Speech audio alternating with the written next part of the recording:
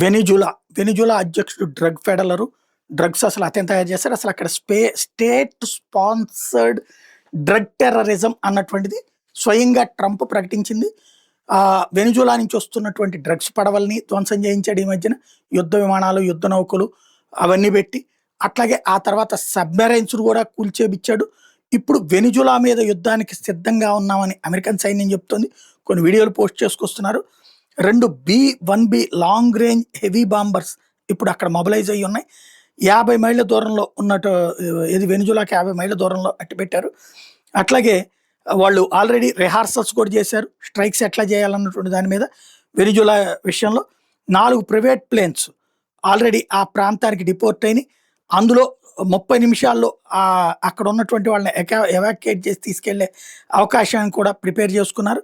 ఇక ఓన్లీ ఒకటే కాన్సెప్ట్ అలా, డొనాల్డ్ ట్రంప్ అంటే అటాక్ జరిగిపోతుంది.